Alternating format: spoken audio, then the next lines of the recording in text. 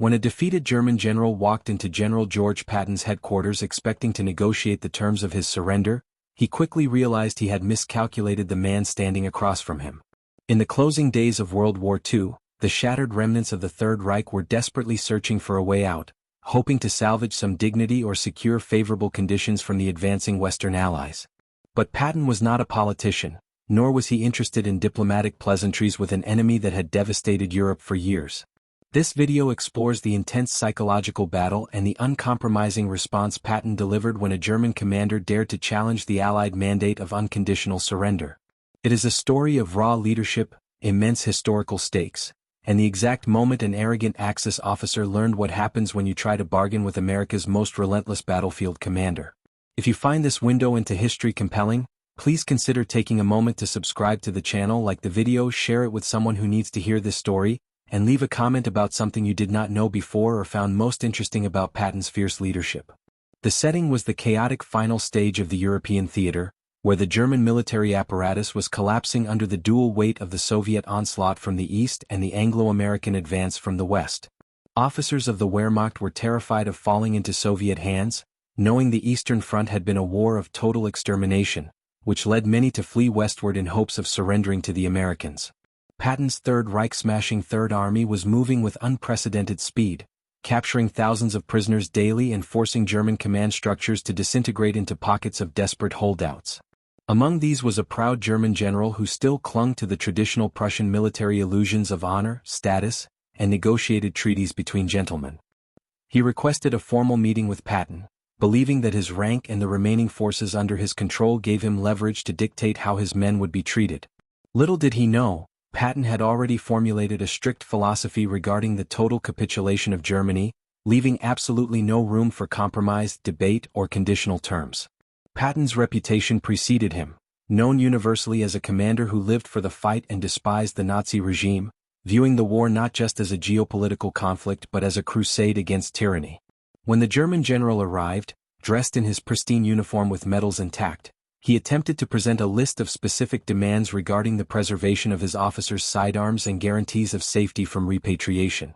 Patton listened in icy silence, his famous ivory-handled pistols visible at his waist, embodying the absolute authority of a victor who had earned every inch of ground through blood and iron. The German officer argued that without these concessions, his men might choose to fight to the bitter end, potentially costing American lives and delaying the inevitable peace. This veiled threat was precisely the wrong tactic to use against Patton, a man who viewed any sign of hesitation or bargaining from a defeated enemy as an insult to the soldiers who had died to break them. Instead of debating the points, Patton looked the general in the eye and delivered a blunt, uncompromising ultimatum that shattered the Germans' remaining confidence instantly. He informed the German commander that the time for conditions had expired the moment the Allied forces crossed the Rhine, and that his only choices were immediate, total surrender or absolute destruction. Patton made it clear that if the German forces did not lay down their weapons unconditionally within the hour, he would order his artillery and armor to resume the assault without mercy. The American general refused to sign any document that implied equality between the two forces, reinforcing the official Allied policy established at Casablanca that demanded nothing less than complete submission.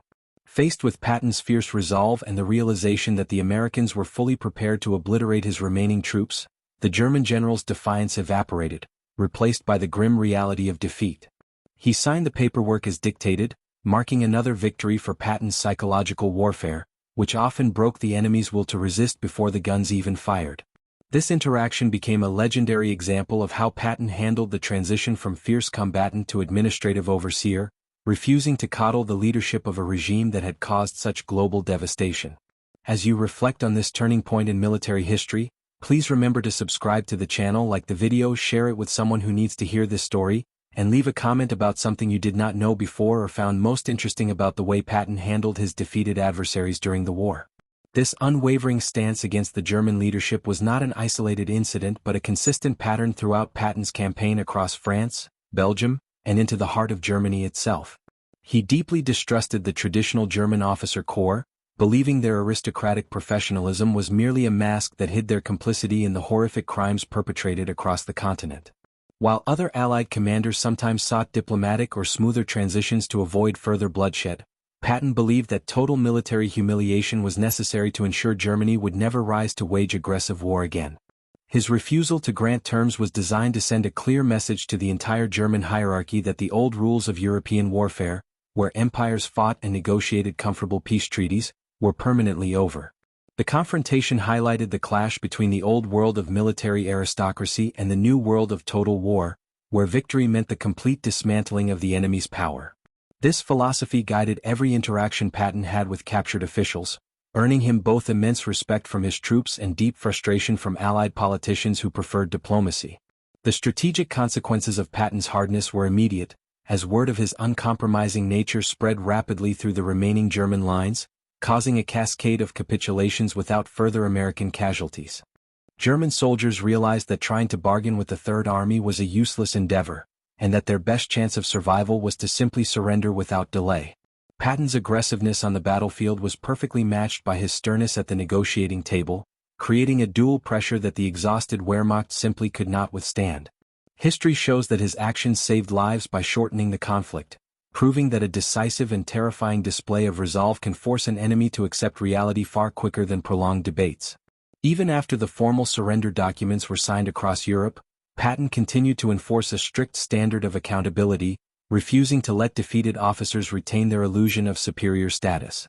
His legacy remains defined by these moments of intense personal confrontation, where the fate of thousands rested on the sheer willpower of a single American general who refused to back down.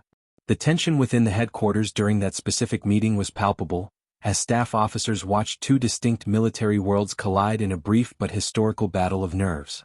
The German general, accustomed to deference and the rigid etiquette of European staff rooms, found himself completely outmatched by Patton's raw, American pragmatism and theatrical dominance.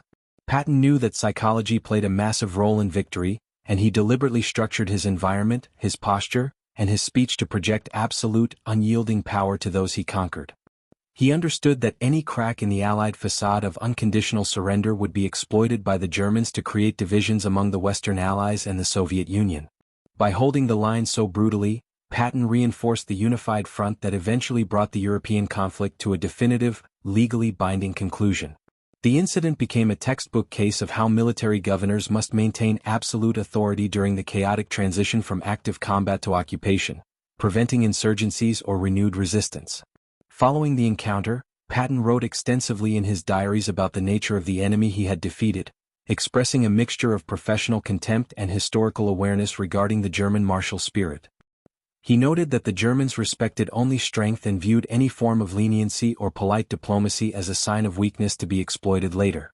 This insight drove his subsequent policies during the early phases of the occupation of Bavaria, where his strict measures caused significant political waves both in Washington and London. Patton's inability to filter his thoughts or play the politician eventually led to conflicts with the Allied High Command, but his battlefield instincts regarding enemy psychology were rarely proven wrong.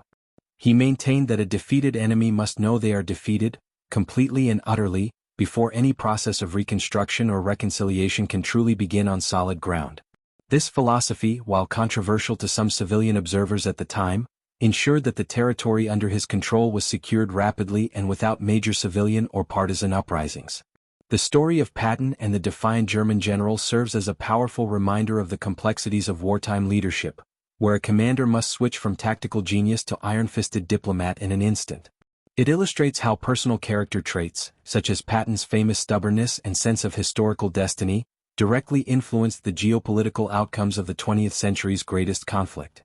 His actions during those final weeks helped shape the post-war order, ensuring that the eradication of Nazi influence was handled with the seriousness and gravity that the victims of the regime deserved. While history often remembers the sweeping tank movements and the grand strategies of the Third Army, it is these intimate high-stakes human dramas that reveal the true nature of the men who led the world through its darkest hour. Patton's refusal to compromise remains a defining chapter in the lore of American military history, a testament to a man who understood that true peace sometimes requires an iron will.